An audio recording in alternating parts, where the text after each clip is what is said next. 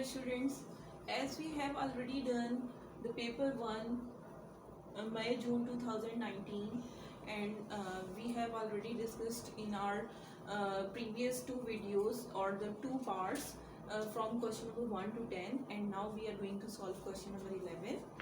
And in question number 11 the value is given, that is 0.00000845,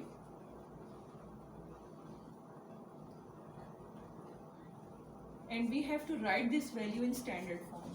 So you should keep in your mind that whenever decimal is to be moved from left side towards the right side, power is taken as negative. The number of digits that you will cross while moving the decimal from left to right side, it will be taken as a negative power. And if you will move the decimal from right hand side towards the left hand side, then power is taken as positive. The number of digits that you will cross from right to the left side, they will be considered as positive numbers.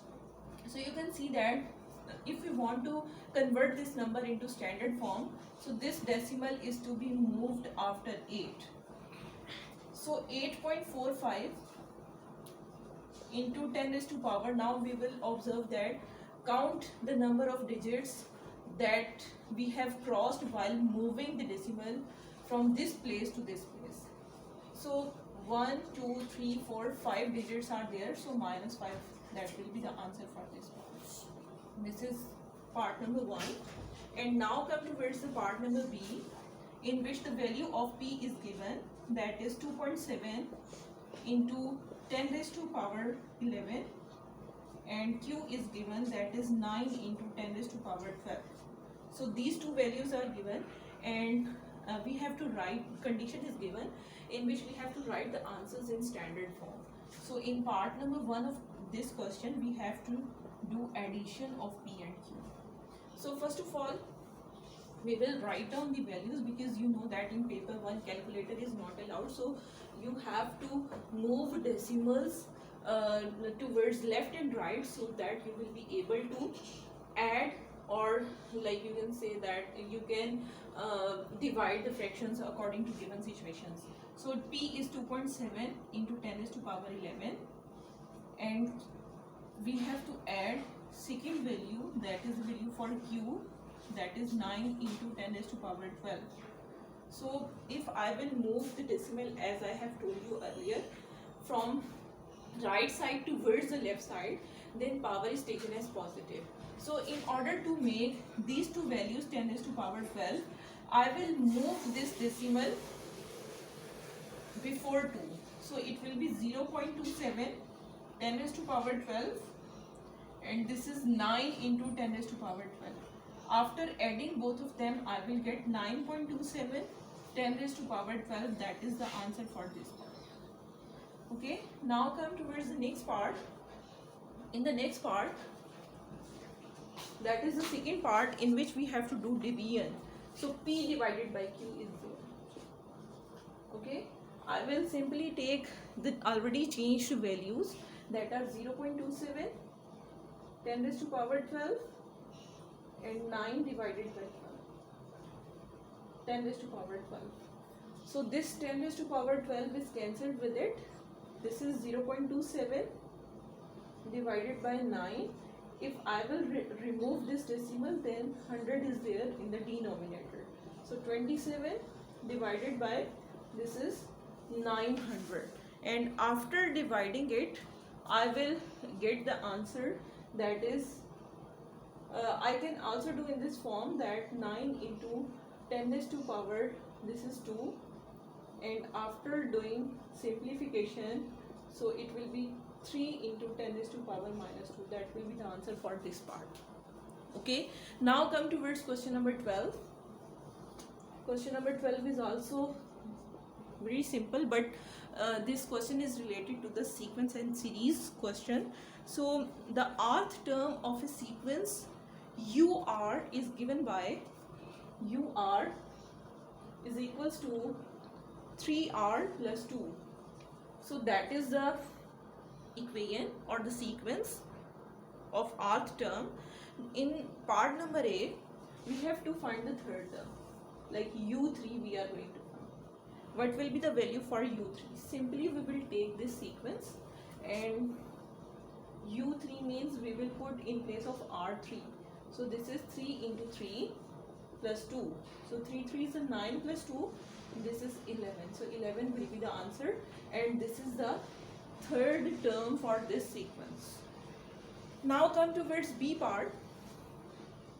In B part, a situation is given in which, according to sequence, uk is equals to 50, and we have to find the value for t. So we will consider that r is to be replaced with k, and this expression after solving its answer is 50. So I will equate in this way that 50 is equals to 3 into, like this is uk, so that is why I will place the value for r as k. So k plus 2, so 50 is equals to 3k plus 2, and when 2 is to be moved on left hand side, it is 50 minus 2, that is equals to 3k. 48 is equals to 3k, and then k is equals to 48 divided by 3. So answer will be 3 ones 3, 16. So answer for this part is 16. Okay students, now we are going to solve next question. In next question, a matrix is given, that is T matrix, whose elements are given, that are 2, 7, 1 and 5. Now we have to find T inverse. So as you know that the formula for T inverse is adjoint of T over determinant of T matrix, that is the given matrix. So first of all we will find out the determinant for T matrix, that is we have to multiply the diagonal values and we will do subtraction of these values. This is the principal diagonal, so 2 is to be multiplied with 5. Then the second diagonal is 7 into 1. So 10 minus 7, answer is 3. And now we will find out adjoint of T. If the value for determinant is 0, then it is not possible to find out the T inverse, because this matrix is singular matrix. In case of non-singular, that is not equals to 0, we will be able to proceed further. So adjoint of T means what we have to do, we have to interchange the values of principal diagonal and of the second diagonal, just we have to change the signs. So it will be 5 and 2. I have interchanged the values of principal diagonal, and from the second diagonal I am just changing the signs of these values. So this is adjoint. Now come towards T inverse, in which we will directly place the values for adjoint and determinant. Adjoint is 5 minus 7 minus 1 and 2, while the value for determinant is 3, so that will be the answer for T inverse. Okay, now come towards question number 16. In question number 16, a formula is given and we have to make B as a subject of the formula. So C is equals to 3b square minus 2a over 5. So this is the question, and now we have to make B as a subject of formula. So 5 is dividing on this side. When it will be moved on left hand side, so it will be 5c. 5c is equals to 3b square minus 2a. And when we will move this 2a on this side, then it will be taken as positive. So 5c plus 2a is equals to 3b square. As we have to make B as a subject, so 3 is also to be moved on left hand side. So b square is equals to 5c plus 2a over 3. And as I have told you, we need only b, so square is also to be removed. So by taking square root on both sides, the answer is 5c plus 2a over 3. So that will be the answer, and now we will move towards question number 17. In question number 17, a line segment AB joins and the coordinates are given. A line segment is there and the coordinates for A, this is A and this is B, and the coordinates for A is given, that is 3 and 2, and the coordinates of B is also given, that is -1 and 10. And now we have to find the coordinates of the midpoint of AB. Midpoint of AB we are going to find. This is part number 1. And simply in AB, while we are going to find midpoint of AB, simply we will add the x coordinates and we will divide it by 2, because we are going to find the midpoint, because we want to divide this line into 2 equal parts. So 3 plus -1 divided by 2, these are x coordinates. So I have added 2 x coordinates and then divided by 2. And if we want to find out the y coordinates, simply we will do the same procedure. 2 plus 10 divided by 2. So the midpoint coordinate for AB is 3 minus 1, that is 2, and when 2 is divided by 2, it is 1. So 10 plus 2, it is 12, and 12 divided by 2, it is 6. So this is the midpoint of AB. Okay, now come towards the next part of this question. In part number B, the requirement is find the equation of the perpendicular bisector of AB.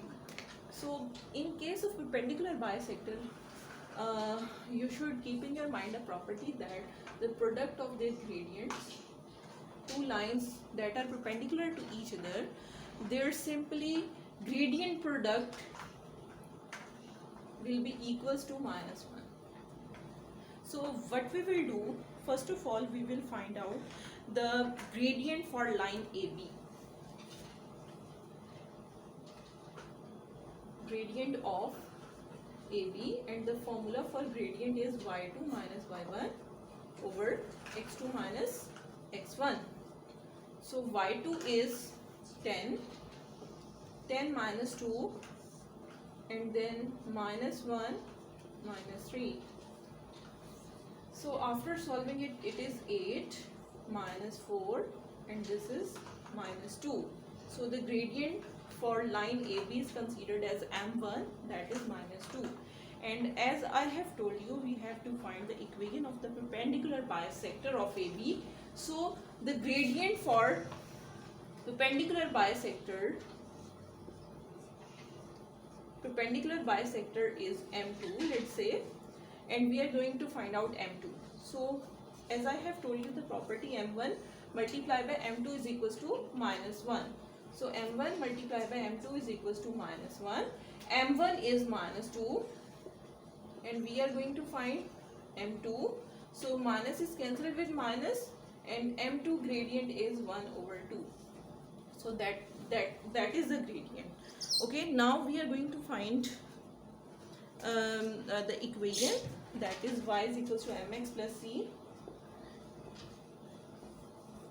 and m is the perpendicular bisector gradient, that is m2, and we have to find y-intercept, that is c. So in order to find out c, we will put the value of the midpoints, that are 1 and 6, in this equation. So 1 is to be placed in place of x, and while value of 6 y is 6. So 6 is equals to 1 by 2 into 1 plus c. So we are going to find out the value for c, that is c is equals to 6 minus 1 by 2. After taking LCM, this is 12 minus 1, that is 11 by 2. That is y-intercept. And now simply we will use this equation, that is the linear equation. So y is equals to mx plus c, y will remain same, m is 1 by 2, x will remain same, while the value for c is 11 by 2. So equation will become finally, I'm going to write here, equation final is y is equals to, taking 2 LCM, so x plus 11, when 2 is to be moved on this side, so linear equation will become 2y is equals to x plus 11. That will be the answer for this part. Okay students, in part number 4 we will basically discuss the next questions starting from question number 18 and moving towards till question number 22, and we have covered paper 1 May June 2019 starting from question 1, and we have ended or solved till question number 17, and in our part number 4 video we will observe and we will solve from question number 18 to question number 22. Thank you so much for watching my video. Keep on watching.